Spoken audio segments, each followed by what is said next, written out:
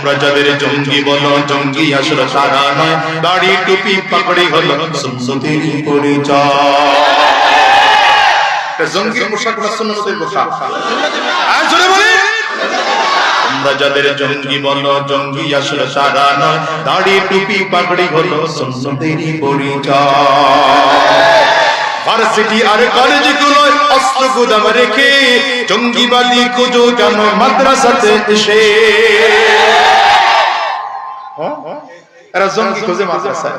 আমি এই জন্য মাঝে মাঝে বলি, জঙ্গি মাদ্রাসায় খুঁজতে হলে গভীর রাতে, রাতের শেষ ভাগে মাদ্রাসায় আসবা, এসে দেখবা মাসুম বাচ্চাগুলো ওযু করে পাক পবিত্র হইয়া আল্লাহর কালাম কোরআনুল কারীম সামনে নিয়া কালামে পাকের তিলাওয়াত করে, ঠিক না ঠিক জোরে আওয়াজ। এদেরকে জঙ্গি বলেন, এদেরকে রাজাকার পেয়ে গালি দেন। ভাই আপনার কপাল কয় নম্বর পুরো পড়ছে? ঘর পড়লে ছাই থাকে, এই টাইপের কপাল পড়লে ছাইটাও খুঁজে পাওয়া যায় না। তাহলে কলব পরিষ্কার করার দরকার আছে না নেই? কলব ভালো তো তার আমল ভালো। বলেন কলব ভালো, আমল ভালো। আল্লাহ এই জন্য বলেন قد أفلح من زكاها قد أفلح من زكاها وقد خاب من دساها। বিনয় রব বলেন قد أفلح من تزكى।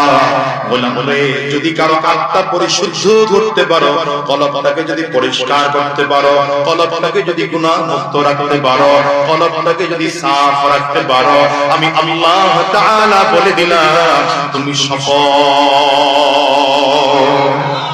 আমরা যাদের জঙ্গি বলো জঙ্গি আসলে তারা নয়, দাড়ি টুপি পাগড়ি হলো সুন্নতেরই পরিচয়। জঙ্গির পোশাক না সুন্নতের পোশাক? আর জোরে বলেন। আমরা যাদের জঙ্গি বলো জঙ্গি আসলে তারা নয়, দাড়ি টুপি পাগড়ি হলো সুন্নতেরই পরিচয়। ভার্সিটি আর কলেজগুলোয় অস্ত্র গোদাম রেখে জঙ্গিবাদী খুঁজো কেন মাদ্রাসাতে এসে? এরা জঙ্গি খোঁজে মাদ্রাসায়।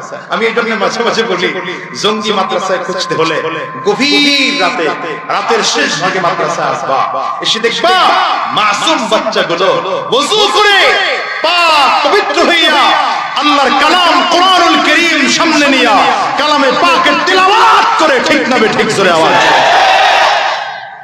এদেরকে জঙ্গি বলেন, এদেরকে রাজাকার পেয়ে গালি দেন। ভাই আপনার কপাল কয় নম্বর পুরো পড়ছে?